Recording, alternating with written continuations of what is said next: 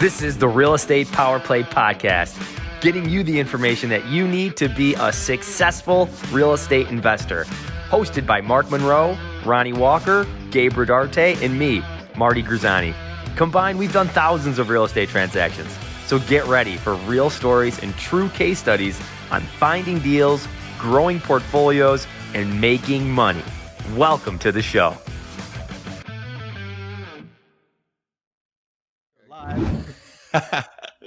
What's up, y'all? This is Gabe Rodarte with the Power Play Group. We have Mark Monroe. We have Marty Grizzanti. How are you guys doing, guys? This is an awesome Tuesday morning, afternoonish for y'all. How's it going? It's going beautifully. So far, so good.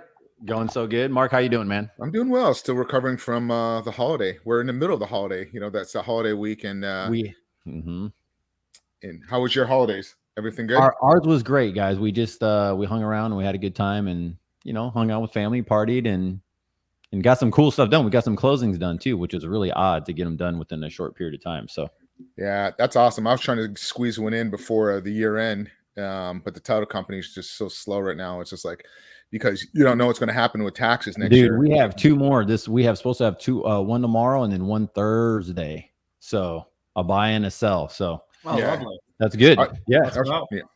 Well, let's knock this out, guys. For those who are watching today, we're going over mobile home park communities. Good. All right. So we try not to call them parks anymore. All right. But we call them mobile home communities. They're more friendly. We got the man, Marty. Marty has quite a few of these, and I just picked up one. So I'm a total pro at all of this stuff now. No, I'm learning as I go. So I get to learn a lot from Marty, and we could talk about our stuff. And we have the man, Mark. He's going to help us get going in all of this and ask us questions and help us go on. So if you are listening to this right now, and you're live, so you're hearing the live side of this, ask some questions. Go ahead and put them in the comments. We're all monitoring it and be able to take a look at it. If you have questions on how we're acquiring, where we're at, what are we buying, how do we buy, all those type of things, and then maybe some of the things you might be scared of. How do you get the financing? Any of those things, we want to be able to go over those today, because this is a fun topic. This is something that we can possibly go into a session 2 or 3, because as we grow in all of this and we acquire more, we have more uh-ohs and more lessons, right, Marty? Yeah, and absolutely. But quick PSA, if you're watching this, like and freaking subscribe, would ya, for the love of God? I get so many people coming up to me going, hey, love your videos, watch your videos. I go, do you? Why don't you like them? But do you? For the love of God. Comment, say something. But come on, man. Share it. Share it out there. Just a little bit of love. You don't have to even say that, shave the beard, dress better. I don't care if you smell. Anyway, yeah, I'm excited. And I want to just also say, I am not an expert in mobile home parks. We are a ready, fire, aim type of company. And we are learning as we go. So we don't know everything. I don't think we ever will, but we've done something that I think anybody should do. So I'm just going to get right into it. I did something that my partner Matt and I did something that I think all people should do, which is partner with people who are already either doing it or they're doing it at a high level, which we are, or how can you add value to that company, right? So Matt and I, we were very much a sales and marketing company. It just happens that we were very good at doing it with real estate, right? So the company that my partners now, they didn't have that. They are a lawyer and a property manager. It's just not what they do. They're waiting for stuff to come to them, and they've done a good job at that, and they manage and they do those things well. What we were able to bring to the table was an acquisitions model, a organized sales campaign strategy that they didn't have. So guys, if you're listening and you're like, well, how do I do it? Well, I don't even really know, right? I just know how to do what I do well. So you try to find somebody or a group that is already doing it, and maybe you could add value with maybe bringing in money or raising money, bringing other people's money, or if you're good at sales, doing the cold calls or setting up a strategy to get the deals to come in. Those are all things you can do to get into bigger deals. So you're totally jumping in. So we're done now. He just went through all 5 strategies. All right. Well, Mark, I'll give it back to you, man. Where do you want us to start in any of this? Right? Well, Marty just kind of gave a quick snapshot of what he did. Gabe, why don't you talk a little bit about your last deal, how you found the deal, and just kind of walk us through the process of what, how you found a deal. You did the same thing. You went and brought a partner in, I believe. Right. What kind of capital you did, and what's your strategy and your extra strategy you hold. Kind of go through it, and then I'll jump around and start asking questions a little bit more, and then I'll ask Marty the same thing in his marketing campaign. So go ahead, Gabe. So guys, my strategy is almost identical to what Marty does. It's why we're good friends, because we love to talk about marketing strategy and different stuff. So sometimes, Marty, I think that we should create a separate chat group just for creative marketing ideas, because the way that we come up with stuff, and I'll tag you on something, and you're like, dude, I'm doing it now. Right. And then it starts popping off, stuff starts happening. It's just awesome. Absolutely. Anyways.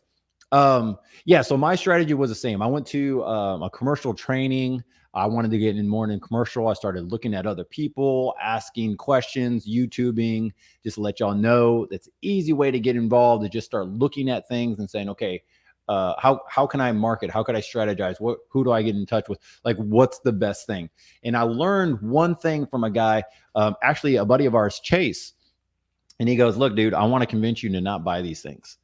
And so we're talking, and Chase is like, hey, dude. And then I start sharing with him this deal that I'm working on. He goes, dude, you need to buy that thing. And I'm like, really? And so what ended up he told me, he told me something golden, which is the power of a network of people that are experienced, not just someone who are a little bit lower. Let me ask you a question, because we all know Chase, and he's kept telling us, stay away from mobile homes. He loves the storage facility. So what made him change his mind on this deal? I brought to him I told him the whole package of the deal. It's a freaking good deal. And he goes, wow. And then he goes and he says, hey, listen, why don't you try to find someone for consulting or partner? Because I was telling him, it's there's a lot of moving parts on this thing, but it's a good purchase. It's a good buy. We got it at a good sale price.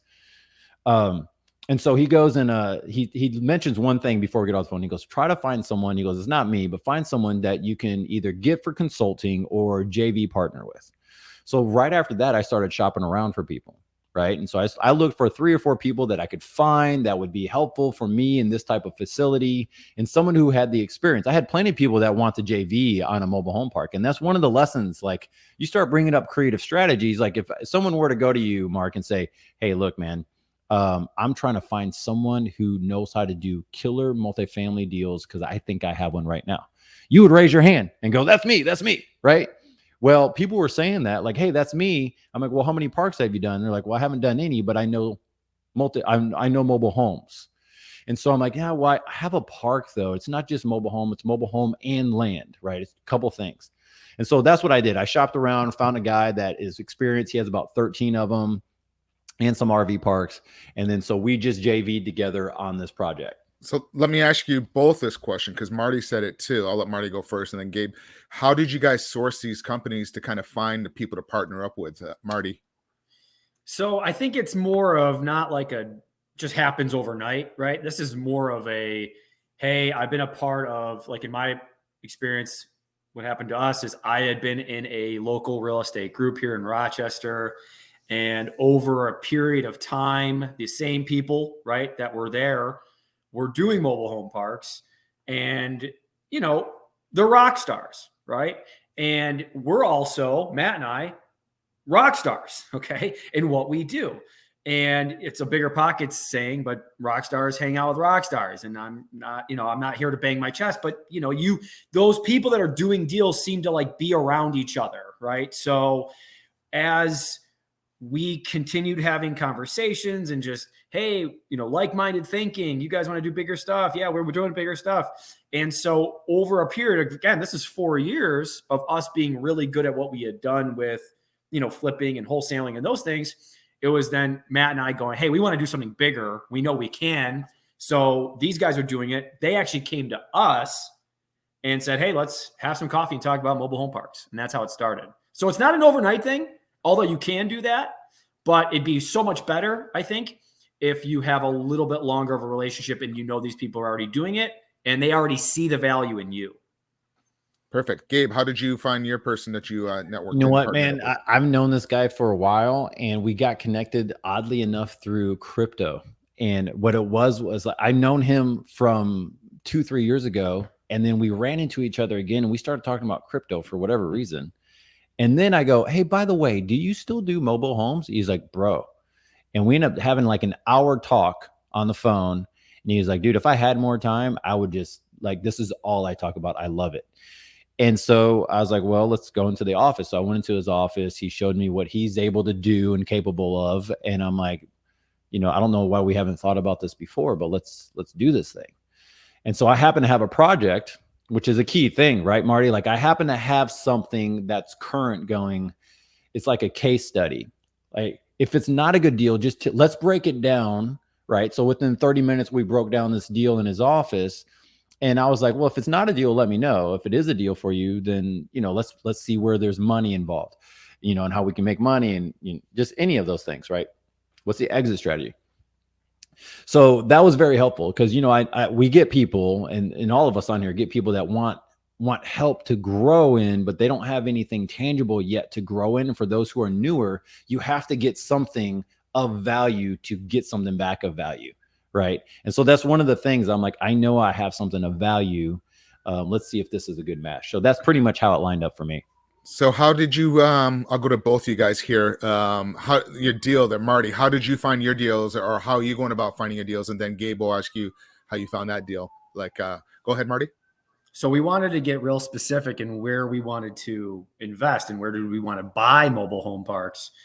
And, lucky for us, nobody likes New York State. So our outside investors don't like New York State. So it's our backyard, right? Rochester decided that, by the way, they already have parks in New York, that this is where we were going to buy. And we basically pulled lists, right? From anywhere you can pull lists that have mobile home parks.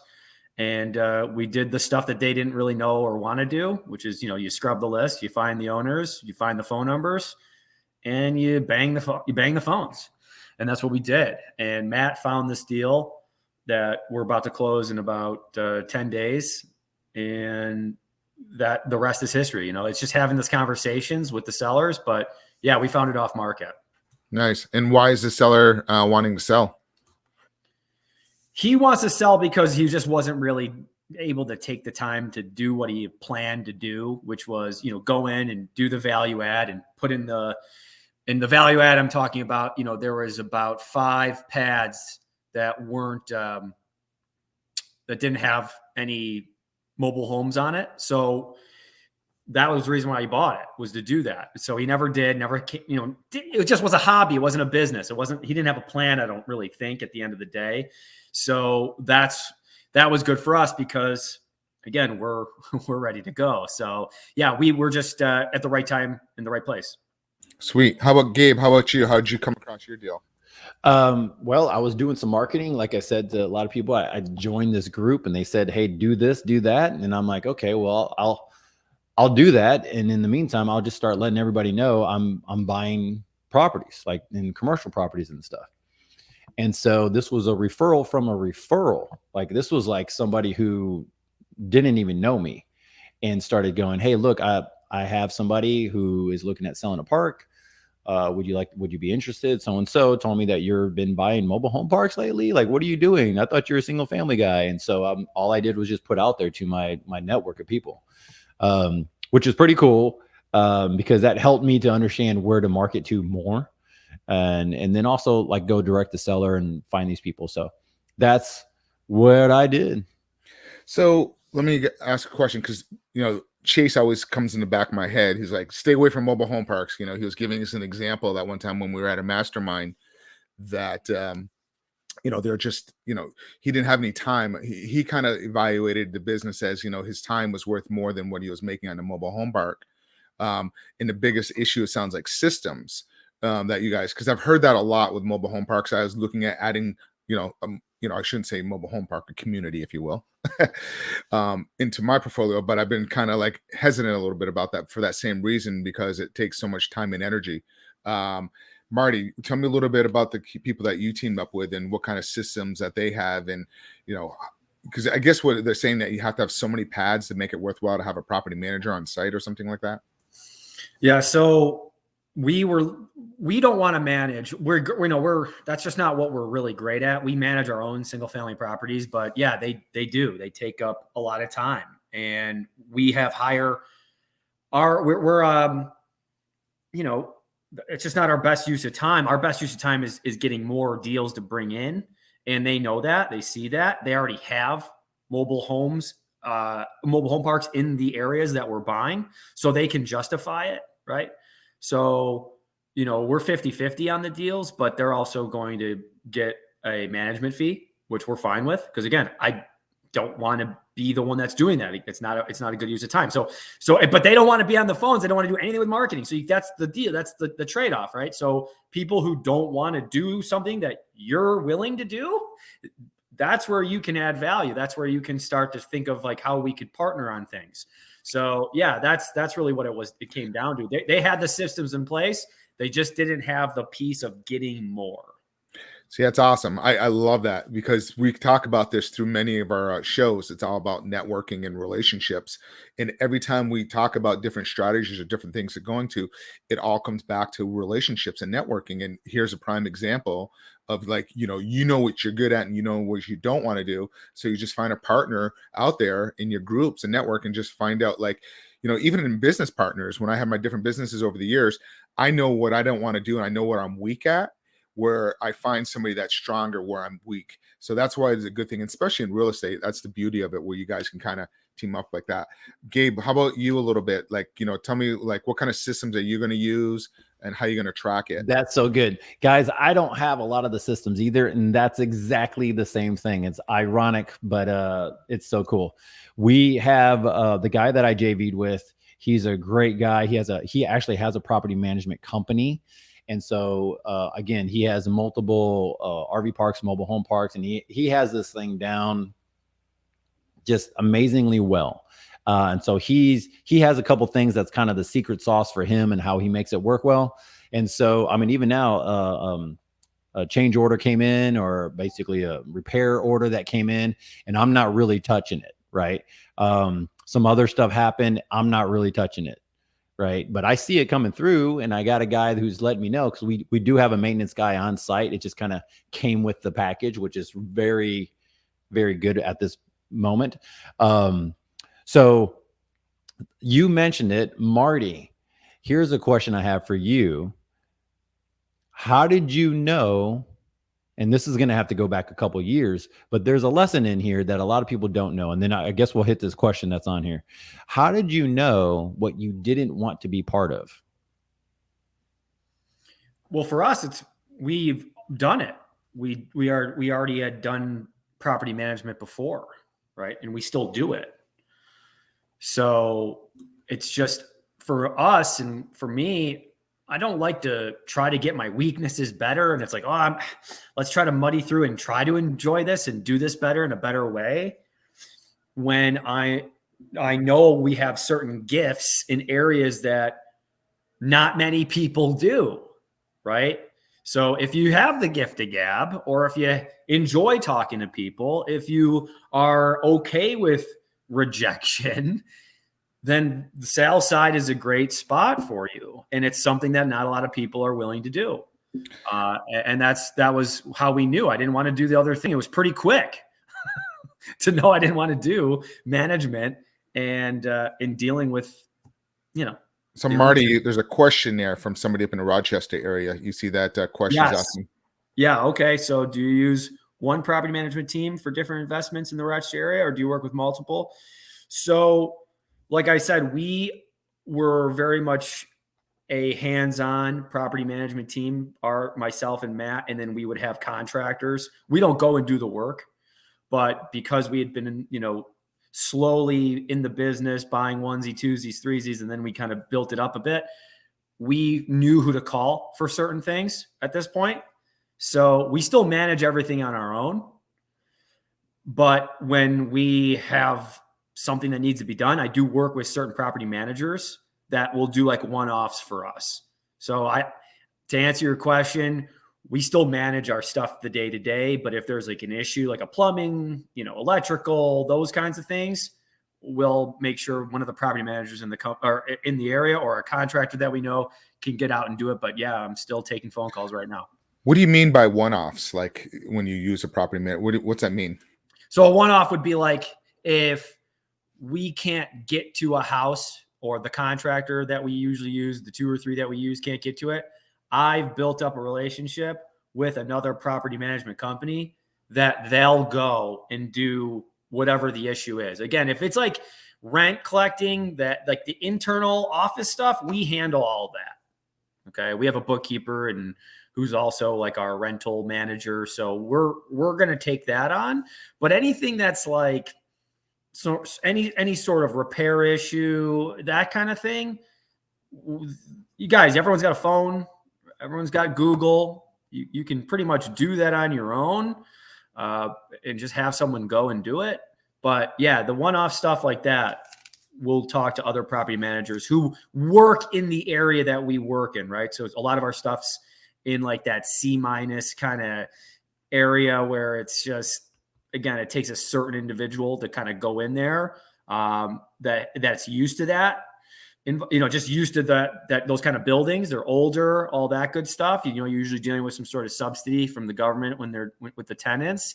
So those are issues too, because we have a lot of, like when I'm saying with the one-offs though, a lot of it just has to do with us not getting to it. So we have other property managers that we've worked with and have relationships with that can get to it. So I got a question for both of you guys. Gabe, you first, and Marty, you said something. Let's talk a little bit about that. Let's dive a little bit deeper, like people that own apartments and even mobile home parks. And, what's the best way? Like if you're just starting out and you got a new mobile home or a new apartment, like what's the best way of finding good contractors and people getting in and building that network in that area? Because we all been there and we all had issues. Everybody. Yes. The thing is that in every community, you can find buyers, you can find sellers in any Facebook community. Really, you just go to a Facebook group and you say, what's the local, like we're North Houston real estate investors, right? So you can go to North Houston, Marty's upstate New York. You could go to his group and you just basically ask, hey, look, I'm looking for a property manager. You'll probably get 3 or 4 of them that respond. If you're looking for a contractor for anything in any of these investor groups, you just say, hey, I'm in this area. Who comes over here? And, you'll have 3 or 4 people that respond. And then you just vet them through that process. And that's actually a really deep dive of like how to vet somebody and what to do. But, the reality is, you can't manage all these different types of properties. Like Marty is growing to a different level and they're like, okay, let's pick up more than just single family. Great. Well, that's not the same type of property management company typically throughout a multifamily property to a mobile home park to a single family. Those might be 3 different type of property managers. Or they might be doing commercial on the other side. And they're like, well, I'm great at commercial, but I'm just not good in mobile home parks, because it's a different clientele. You're talking about someone who's upset over $50 a month pay, that's increased compared to maybe $500. And so it's a different person. And then one of the things, so that tags on to what Samuel was asking, that question to Marty was just, the property management. We ran into a cool situation where my guy happened to have a park literally 5 miles away to where mine's at. So we're actually sharing a couple things. So once they get done with really doing the updated stuff that's going to happen in our park, he's going to probably have that guy go over to the other park and do some minor work there. Cause we have tractors and other stuff on this property. So we're just loaded up and then go over there to the other property. And, all that stuff costs and takes time. Well, if you have somebody who knows how to do all that stuff and it's all within, a 30-minute radius, that's golden. That's really golden. I like it. How about you, Marty? The same question there, how to find your contractors or people. So with us, again, we were able to bring a certain set of skills that we were able to come with, which was our sales and marketing. So what's really neat is if you have a partner who's going to manage it as well, right? So if you're just, I think a really great reason why we're working with this group is because not only are they going to be partners on the deal, but they're going to manage the deal. So they have those relationships, right? So now we're leveraging those relationships. And all you got to do is just ask, like, how are you guys doing it? What's the system, right? Do you have a reliable? Yeah, we got beat up for 2 years finding a contractors, and now we got them. Right? Awesome. So yeah, it's really just through those. It's just relationships.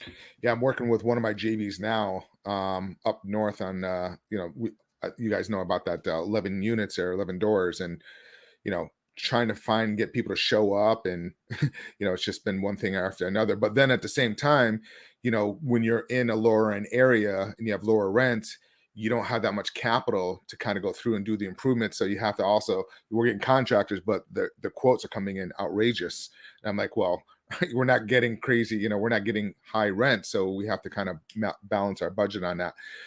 Back to your deals. Gabe, let's go to you first on the deal that you're just doing. And then Marty, I'll go to you. Like, tell me how the financial structure was, how you guys structured it to purchase it and take it down.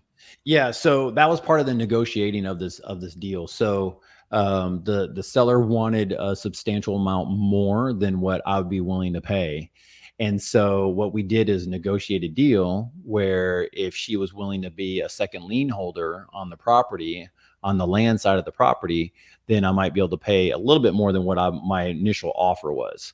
And so what that did was make my offer more attractive. Now, does she need the money? That's the thing when you come to this, seller financing type stuff, right? Like, do they need the money right now? What are they going to do? This situation, her husband passed away. She wanted to move on from the whole property. Again, you talking about somebody who's over 60 years old, managed this property most of her life with her husband. Her husband's gone, who did the other stuff, the other work. And now she's running it. And she's like, this is exhausting. So that's why she wants to move on. So I go, okay, well, here's an opportunity for both of us to win. So the win was, if she's willing to come to the table with some financing, I'm able to, acquire it at a little higher than what I would be willing to do because she's willing to roll it out. Let's talk about that for 1 second. Because you're saying you're talking about something, and a lot of, like, especially newbie investors, they're always just trying to get discount deals. Right. But if you have a seller that's willing to do on terms, you can purchase that This at a much higher this price. is the reason why this deal was like, don't do it, to freaking do this thing, because I brought in a first lien holder, right?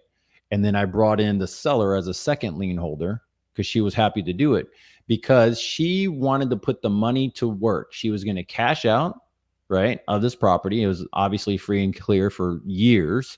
She was going to cash out, get that money, go buy something newer for her to move into, like a single family home. And then she now has money left over. And she's like, I don't need this. I want monthly paychecks. I'm like, okay, well, you're going to get a monthly paycheck of this. And so we negotiated based off of how much does she want to make a month. That's how the numbers worked, which is not exactly how most seller financing works. Typically it doesn't happen that way with me.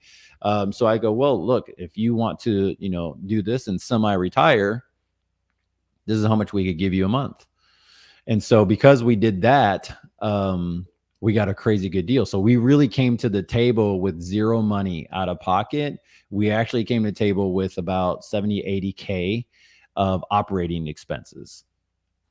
That's awesome. I love it. And you said something there, and you're saying that we usually don't do deals like that and look at the monthly payment what the seller wants. What I'm noticing in the exact same deal I just did is exactly that. What is your monthly? They're looking at as that second month, like Social Security check coming in. They just want that passive income coming in. Yeah, it was an eye awakener for me because we do seller financing. We seller finance to others. We'll probably seller finance some of these homes because we own all of them right now. So our goal is to seller finance everything. But it helped me to realize how people think. People are still thinking in monthly payments. It's just kind of how it is. Well, that's so the car industry. Expanded my thought. That's the car industry. Every time they go in there, how much can you afford monthly? And then they just mess with the numbers a little bit. Well, they don't mess with the numbers; they make the numbers work. So it's a win for them, really. But Marty, tell me a little bit about like how your deal, how you guys structured that. Yeah, absolutely. And Gabe, that's awesome, man. I think that's that's a testament to just like having conversations with people, right? Just not trying to hit something with just the hammer. You got a tool belt. You can use different tools, seller finance, bringing it up. Guys, just because people in mobile home parks doesn't mean they're multimillionaires, right? This is like literally her retirement. She probably needs that monthly income. But the only way you know is by asking questions and talking and having rapport and all those good things that you've already done in the past with single family homes. Just do it now with, bigger mobile home parks. Anyway, but yeah, same thing. So seller financing on mobile home parks is pretty common actually. So a lot of times the people who have bought these deals in the past, they had to use seller finance because banks don't really like mobile home parks as much as like a single family, right?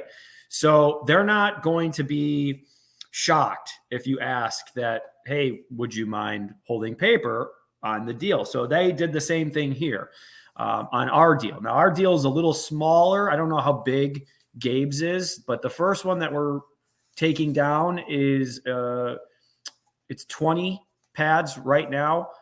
And with the infill, it'll be 25 when we're done. So we're looking at like a total purchase of 320, but we have to come up with, I believe it's about 160 down. So not sure exactly the numbers off the top of my head, but so 320, we're going to put in about 118 plus the infill. And that's not with the houses though, right? Like the houses are not yours. Exactly. Okay. Yep. The houses are not ours. And which is what we want, right? So guys, if you're listening, like a lot of times for mobile home parks, it's better. It's actually, you really don't want to own the homes. You really don't. You want to own the land and that's it. And, but we are going to be buying a few, like I said, for the infill and then selling those. But we should be probably all in the value, the total all in is about 510,000, but we believe that the value will be about 675,000. So it's about an 8.5 cap. We refinance year 3. Everybody gets paid their money back. So is there land or anything on that? Or what is that? What is on there? For the park, Gabe? Yeah. Yeah, it's land. Okay. Yeah. But is there like, there's extra land. Yes. Yeah. Yeah. I know what you meant. Cool. Yes. Cool. So potentially a play to add more. Again, we have to work out some things with the local zoning. As Mark said, you always got to work. I think we talked about this off camera with zoning and the issues that come up with zoning and the local governments. But yeah, we're excited about it. The other thing that's exciting about it is really quickly is that, normally the people that invest in your deals get a lien on the property. And this isn't year 1, guys. This is 5 years in working with these investors, getting them their returns. Because we're 50%, they're not able to get a lien on the park itself. So they really just have to buy into you that you're going to do what you say you're going to do. So they're not getting a lien. They're just giving us the money. So that was nice. I want to go a little bit further into that. Are they be getting percentage of ownership in the LLC? Nothing, huh? No. And it really comes down to, do the numbers work? Am I going to get paid monthly? Yep. Right. Absolutely. And then are you guys going to have skin in the game? Right. And normally we would put money into it. But again, trust building, paying them every month for the last 3 years, 4 years, doing deals, getting their money back through whether we refi or we flip and we sell. At that point, they go, well, we wish you didn't have any money in it because we want to have more in the deals so that we can get paid more. So let's dive into that a little bit more about how did you first get this investor 5 years ago? What kind of deal was it, and how many deals have you done with him, and how did it fruition? How did you? Sure. So what we find that are the best lenders are people who hear about what you're doing. So guys, that's why marketing showing people on Facebook and Instagram what you've done. See, hard money lenders are great to get that first deal, but hard money lenders have a certain way of doing business that they've always done, right? They're just used to that 12 and 2, let's just say, right? So you're not going to be able to really go to a hard money lender and say, hey, are you lend to me? And you're not going to get the lien this time. So they have a business model, but private money doesn't have a business model. Private money just believes in you. You're the investment. Yes, they want to look at what you have, right? So after you deal with getting the 12 and 2s for a couple years of the hard money, then you can then go and showing them what you've done, the belief in yourself that you know you're going to pay people back, right? Is then go to people like family, friends, and show them, again, through marketing what you've done so that they're going to invest in you. They don't, a lot of times, guys, once it comes down to it, and I'm sure Gabe, Mark, you'd say the same thing, they're not even looking at the deal. Are you excited about it, Marty?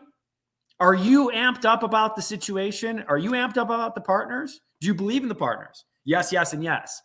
Okay, yeah, we're going to do it. You know, again, yes, they're going to look at it a bit, but it's about you. So you've got to you start with the hard money and you got to get, you know, that expensive hard money, but you build it up. You show that you can do it. You prove it to yourself. And by proving it to yourself, you're also going to be showing it and showing everybody else that you can do it through social media. And then the passive or the private money will come.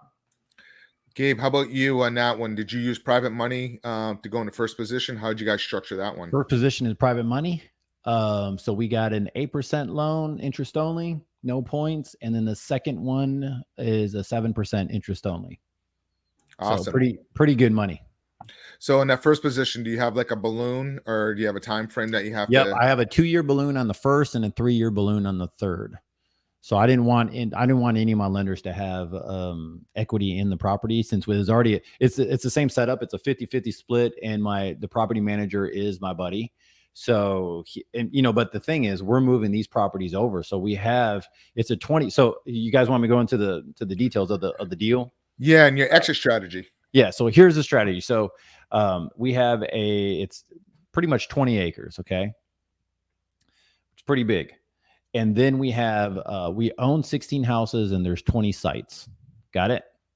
So we bought everything, which was cool because what we're going to do is seller finance these things or just sell them outright. So my buddy and I, we're going to go up there tomorrow. I'll actually do some video, y'all, for those who want to ask some questions. I'm going to do some video and go live in Power Play tomorrow as we walk through them. So we can see what he's going to be bringing to the table is basically finding us buyers for those pads or for those houses, because not all the tenants want to roll over and live there. Okay. And we have out of 16, I think we have 4 or 5 of them that are like, no, we want to buy the one that we're in.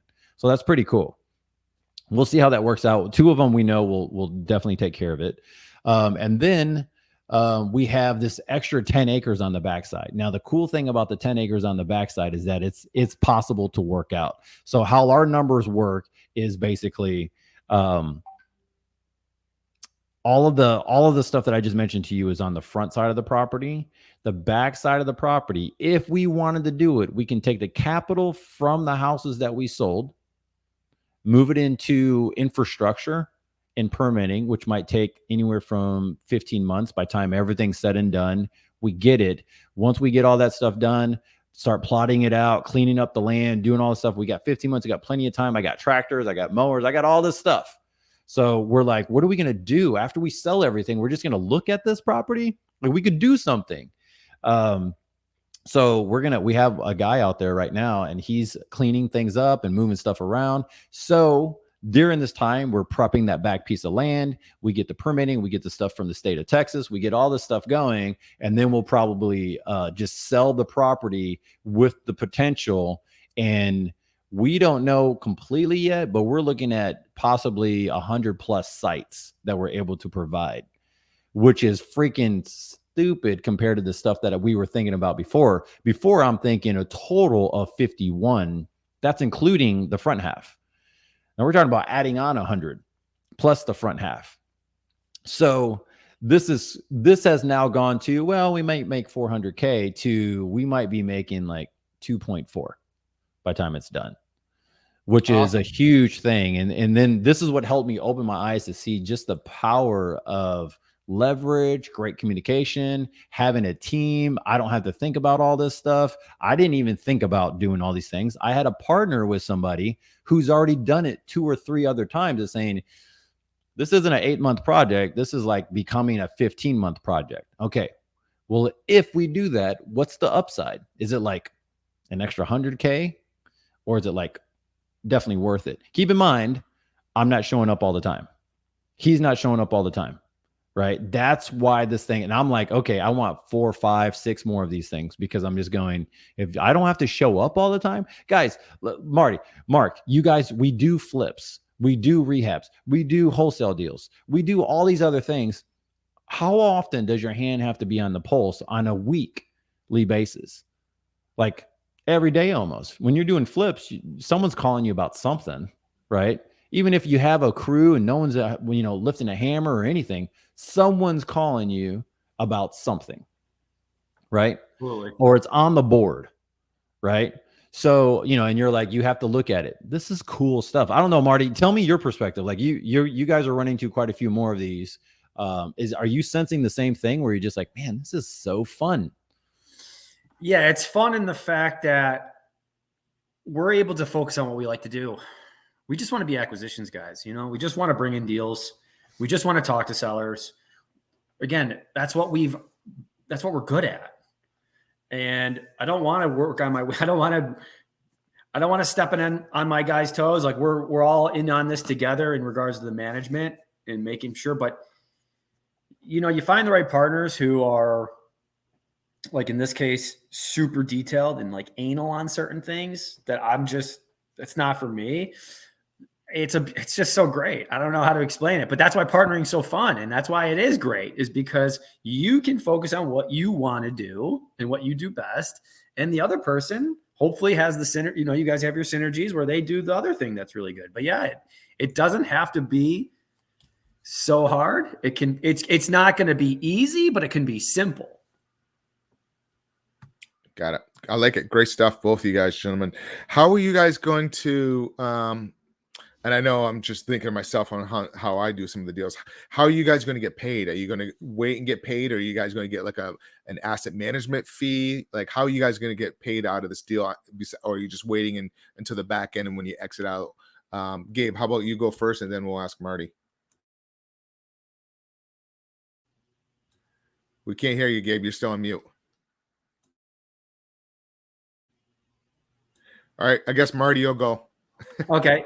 So for us, there is a monthly cash flow. So the cash flow is there monthly for us. And, obviously after we pay expenses and the investor first, but yeah, we're going to hold this forever. That's our plan. So it's really just, it's going to be that 3-year play. So we're going to refinance year 3. That will pay us everything back plus some that we can redistribute. And, but in regards to like, do we plan on making money day one on this, for like an acquisition fee? Well, there may be in the next couple of deals where we take our acquisition, percentage or whatever, and then maybe work out a deal where it's maybe a little bit less of a management fee from them. So there's a little bit more cash flow for us in our side. So yeah, that's how we're looking at it. We're not gonna go crazy and, expect all this stuff. Again, we're just learning this as we go too. And I think they are as well, because they've never had partners. So it's, we're here for the ride, I guess. Perfect. Gabe, how about you? You're still on mute there. Say the question again. How are you going to pull your cap? Are you going to get monthly? Are you going to get monthly asset management fee? Or are you going to wait until the asset stabilize? Well, or I got paid up front, kind of like an acquisition fee. And it wasn't a huge fee. It just took care of the team, took care of me a little bit, took care of my time that we spent into it. And then we're not getting paid. Like everything's just staying within that LLC. It's separate bank account, separate everything. For those who don't know, guys, to kind of go back to the grassroots, you're just getting going.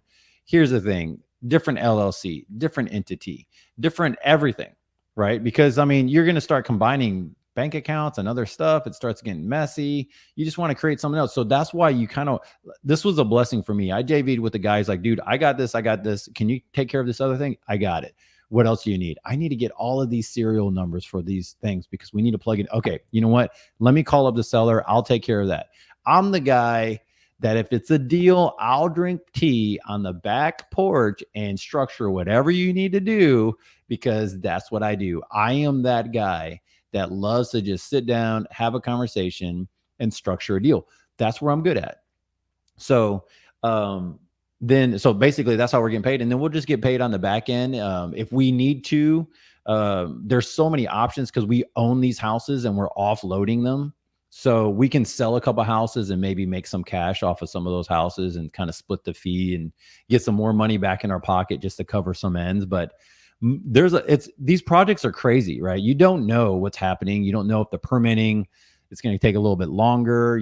There's a lot of unknowns for me. I'm new to a lot of this stuff. But I just, I've been through a lot of these other ones before, these other projects where you can run out of cash really quick. Yep, we all been there. So let's kind of just do a recap. If anybody has any questions, just shoot us a question. But I think you guys really went into, your mobile home projects, and there's great stuff and great for sharing some information. So if somebody's new, like myself, or, to mobile homes, what do you suggest, how they should go about it? I think you kind of touch base, but just kind of go around and just touch base and we'll close it out.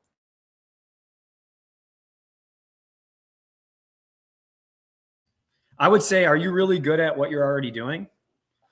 Do you believe you have, what it takes to do it? I think I think you do, Mark, right? If I'm talking to you, if I'm talking to other people, I would just make sure that you're ready for it. I would make sure that you have, again, what you'd be able to bring to the table, right? Because I don't think, again, this is me. I don't think you should do it all. I think you should have partners on it. I think whether if it's a smoking deal and you can hire third-party management, it's a different beast. So you gotta understand it's commercial deals. It's not your average single family home. So are you good at business? Right. So there's a little difference in this where like single family homes, you don't necessarily have to be good at business. You kind of just have to be good at managing a property. With commercial and bigger deals, are you a good business person? Are you going to do it the right way? Are you going to hire the right contractors? Are you going to pay them what they need to be paid? Are you going to make sure that when there's a problem, it's getting fixed right away? Right. So, that's the big differences between a single family and commercial. But I would just say, learn, and then figure out what you can add value to and who you can add value to, and start networking with people who are already in the business. Love it. Good stuff. How about you, Gabe? If somebody's new getting into it, what do you recommend how they should go about it? Guys, it's almost the same thing. I would say get educated, watch YouTube videos, and see if this is something that you're doing. Look, watch the videos that you might go, oh my gosh, I can't believe people live this way, or I can't believe this is whatever. I mean, that's kind of what happens when you get into doing rentals. We don't have control over how everyone lives or what they do, or, when people look at mobile homes, they think crummy houses. Some of these look freaking amazing, right? And so that's not really what it is. So go and watch some of these things and see if you have the stomach for it. If you have the stomach for it and you're willing to deal with some of these things that Marty was mentioning, then start going after it and start just basically pulling lists, look for people, join some mobile home groups or some multifamily properties or something like that, where you can start getting educated and building the network of people around you. And then listen to this podcast, listen to Marty, contact me and say, hey, look, I have something that's over here in Rochester. I have something over here in New York or even Michigan or Florida, or wherever else, obviously Texas for me. I don't know this area at all. What do I do? That's when you get a hold of Marty or get a hold of me and you try to get some answers. I had someone, guys, from this podcast, I had someone ask me, Gabe, I want to buy property. I have all this equity in my house and I'm about to sell. What should I do? Because now I got to move 2 hours away. And we spent 35 minutes just going back and forth through Messenger of different ways for him to invest his money, his property. And we were just talking. I'm like, I'm not a CPA, a financial advisor, or anything like that. I'm like, well, have you followed this guy before? Have you thought about this other stuff? So guys, just reach out to us. We're happy to help you grow. Yeah, it was great. Thank you guys so much. Both you guys said something today that for a big takeaway for me is like just talking to the sellers, digging deep, finding out the information and really peeling back and like, Gabe on your deal there, finding out what she was trying to accomplish. Her goal was monthly income. She wanted that constant check coming in. So it was great stuff. One of the, what I recommend to some people, if you want to know a little bit more about diving deeper, how to talk to sellers, Todd Toback, I think Gabe, you told me about him. He's got an amazing system. Check him out. Todd is amazing. We should put a link in here. He has taught me so much just by watching him go through his stuff. We sign up for his thing. My training guy, my VA who does all the talking with sellers, listens to Todd Toback. Yep. Right. That's how awesome he is. He's like the OG of dealing with the negotiating. He's one of the main guys. I got Todd's thing right here. Do you really? Yeah. I follow his system. It's like really Much well. prop to you, Todd. We need to forward this over to him. So great stuff. We'll close it out.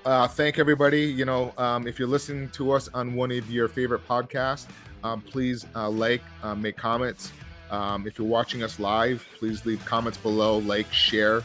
And if there's anything that you guys want us to talk about or have an open subject to talk and you think it'll be great for the show, reach out to us. But other than that, everybody have a great New Year's. All right, guys. See you. Peace. This has been another episode of Real Estate Power Play, guiding real estate entrepreneurs to a brighter future. If you liked what you heard, consider subscribing wherever you listen to your podcast or follow us on YouTube at Real Estate Power Play.